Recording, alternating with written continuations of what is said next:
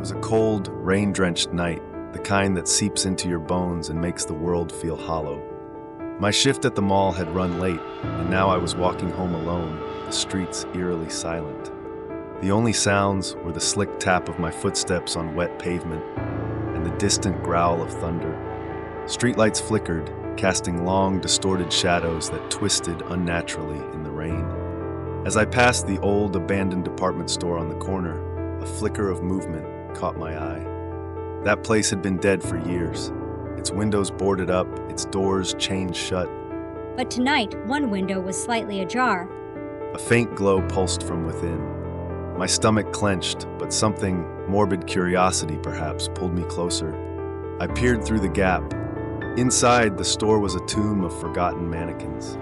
Dozens of them stood frozen in eerie poses, draped in cobwebs and dust. Their lifeless, painted eyes stared out, cracked and hollow. Some were missing limbs. Others had deep gouges in their faces, as if something had tried to claw them apart. I should have walked away. I should have run, but my breath hitched when I noticed something was off. One of the mannequins had moved. I was sure of it. A moment ago it had been standing near the back. Now it was closer. Too close. A noise behind me, a faint, deliberate shuffle. I spun around. Nothing. Just empty streets and the whispering rain. My heart slammed against my ribs. Maybe it was just the wind. But then I heard it again. Closer. Heavier. I turned back to the window, my pulse hammering. My throat went dry. The mannequin was gone. A breath of ice slid down my spine. I blinked, praying my eyes were deceiving me. But no, the space where it had stood was empty. Then I felt it. A hand. Pressing down on my shoulder, I screamed and whirled around. Nothing. No one. Just the rain, pounding harder now, drowning out my frantic breaths. My chest tightened. My skin crawled. I wasn't alone. I turned back to the window. My blood froze.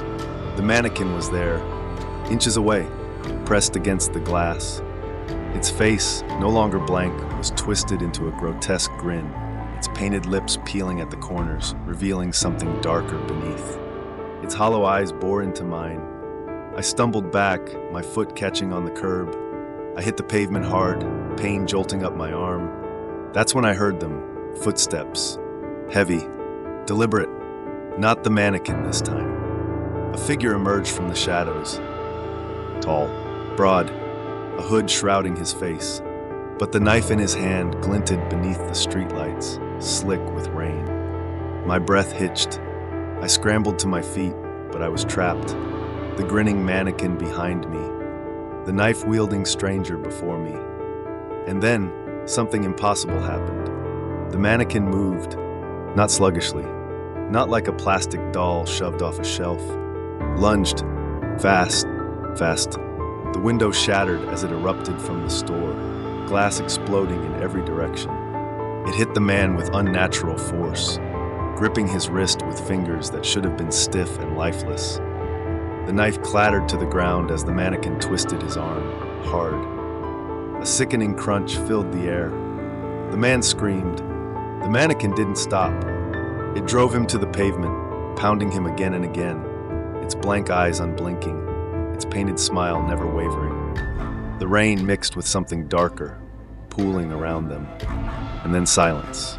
The mannequin straightened, slowly, its head tilted, those lifeless eyes fixing on me. My legs refused to move.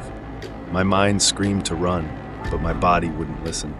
It took a step forward, then another. Its hand, slick with something I refused to acknowledge, reached toward me. My breath caught as it touched my cheek, a cold, plastic finger brushing away a tear I hadn't realized I'd shed.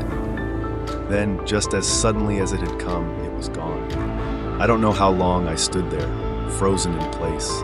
The rain washed away the blood. The man's body had vanished, as if he had never existed. The only evidence that anything had happened was the shattered window and the lingering chill in the air. I never told anyone what I saw that night. Who would believe me? But sometimes when I pass that old store, I feel it. Presence, watching, waiting, and though I should be terrified, I'm not. because whatever it is, it saved my life. And I think it's still out there, in the shadows, waiting for the next time I need it.